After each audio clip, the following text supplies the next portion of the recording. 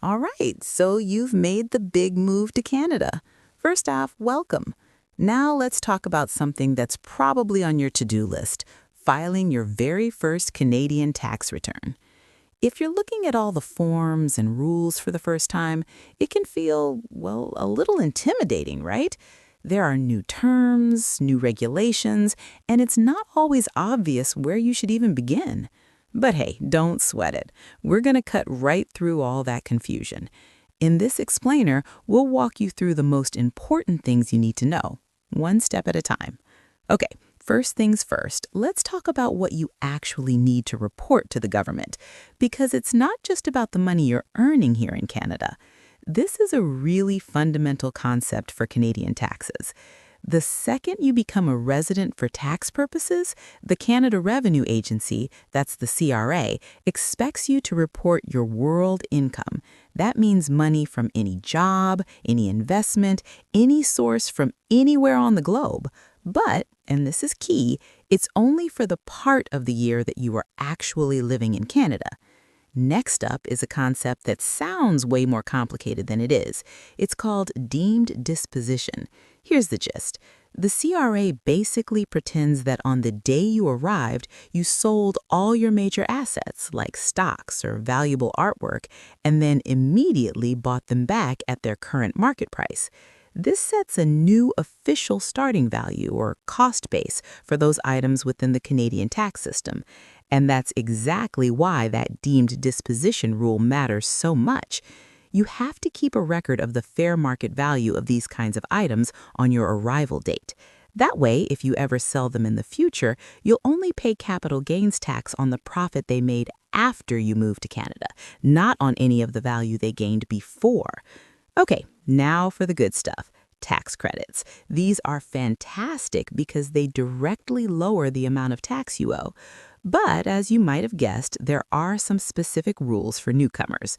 So the most common credits are called non-refundable. They can wipe out your tax bill all the way down to zero, which is great. But they won't give you a cash refund if you have more credits than you owe in taxes. Think of it more like a discount, not a cashback program. So how does the CRA handle these credits if you only lived in Canada for part of the year? Well, this analogy is perfect. Think of tax credits like a yearly gym membership. If you join in September, you can't really use the months from January to August, can you? Your access is only for the part of the year you were a member. It's the same idea here. The value of most of your tax credits is adjusted or prorated to match the time you were a resident. Now, this brings us to what might be the single most important rule for newcomers claiming these credits. It's called the 90% rule, and it's what determines whether your credits get prorated or if you can claim the full amount. Here's how it works. To get the full unprorated credits, at least 90% of the income you earned before you arrived in Canada that year must also have come from Canadian sources. Now, for most newcomers, that's just not the case, and that's why proration is the standard. This brings up a really logical question. What if you didn't have any income at all in the months before you moved?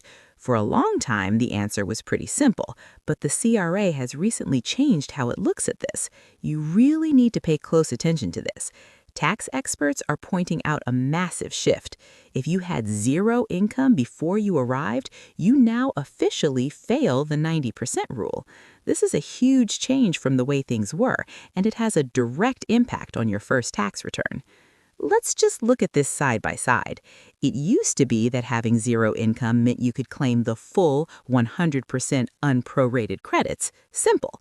But now, under the current rule, zero income means you must prorate your credits based on the number of days you were in Canada.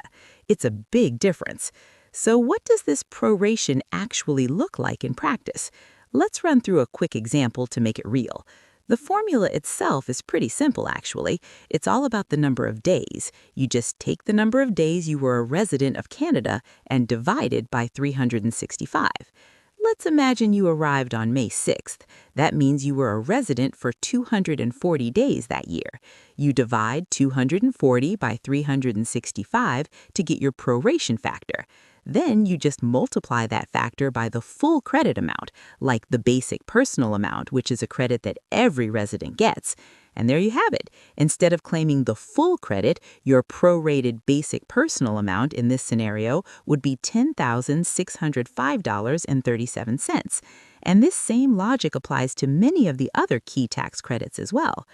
Another really common situation is arriving with a spouse or a common law partner. So how does their income affect your return? This is so critical. On your tax return, you have to report your spouse's net world income for the entire year. That's both before and after you arrived in Canada. This global income number is used to calculate your eligibility for credits like the GST/HST credit. And just like your personal credits, the spousal tax credit is also prorated based on your arrival date. Okay, so let's just bring it all home. Your first tax return isn't nearly as scary as it looks once you got a handle on these three core ideas. You report your worldwide income for your time in Canada, you set a new value for your assets through deemed disposition, and most of your tax credits are going to be prorated based on when you got here. You know, getting these things right from the start sets you up for a really smooth financial beginning in Canada. It makes sure you pay the correct tax and get all the benefits you're entitled to. So, thinking about your own situation, what's the first step you're going to take? Will it be digging up those asset values or maybe just counting up your days in Canada? Newcomers don't realize they can receive important benefits, but only if their taxes are filed correctly. I help newcomers and families file their taxes properly, maximize refunds, and access all available government benefits.